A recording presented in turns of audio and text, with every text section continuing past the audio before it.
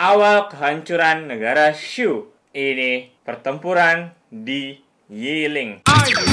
Kematian Quan Yi dan hilangnya Qing Chou membuat murka Liu Bei. Zhuge Liang melaporkan bahwa Sun Quan mencoba mengalihkan kesalahan kepada Cao Cao, yang bahkan memakamkan kepala Quan Yi dengan penghormatan militer. Namun banyak penasihat berpendapat bahwa menyerang Wu justru akan menguntungkan Wei. Zhang Fei yang hancur hatinya ketika kematian saudara seperjuangannya mengecam Liu Bei karena gagal menghormati sumpah persaudaraan mereka di kebun persik. Hal ini semakin meyakinkan Liu Bei untuk menyerang Wu. Sekembalinya ke pasukan, Zhang Fei yang dipenuhi duka dan amarah yang tak terkendali menghukum dua perwira karena pelanggaran ringan. Kedua perwira tersebut kemudian menghabisi Zhang Fei dan melarikan diri ke Wu, menambah kesedihan dan kemarahan dari Liu Bei. Pertempuran sengit pun terjadi. Liu Bei sendiri turun ke medan perang, memimpin pasukannya dan berhasil mengalahkan Chou Tai dan Han Tang. Di pihak Wu, Kan Ning yang sedang sakit mencoba memimpin pasukan dan akhirnya dia diyakini gugur di tangan Xiahou Ke. Sun Quan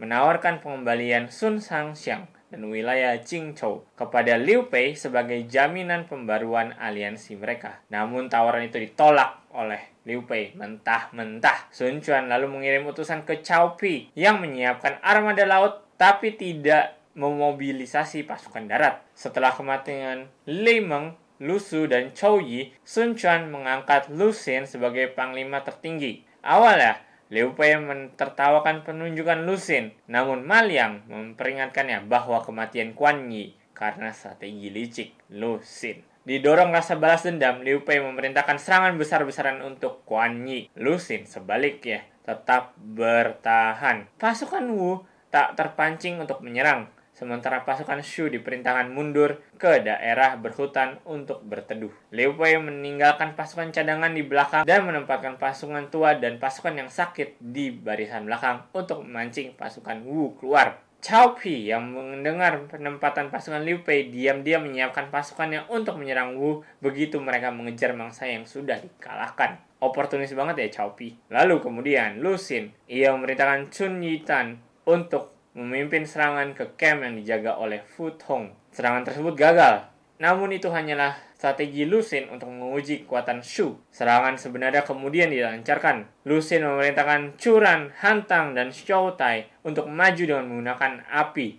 Mereka membakar camp Shu secara bergantian untuk memecah belah pasukan dan mencegah mereka untuk saling membantu. Serangan api tersebut sukses besar. Pasukan Liu Bei hancur lebur. Banyak sekutu dan penasehatnya gugur dan terpaksa menyerah. Lu Xun mencoba mengejar Liu Bei ke Pai Ti Cheng, tapi tersesat di labirin yang dibuat oleh Zhuge Liang. Ia pun memutuskan untuk menarik mundur pasukannya sambil memprediksi serangan musuh di beberapa titik. Liu Bei akhirnya meninggal karena kesedihan yang mendalam akibat kekalahan besar di Yiling.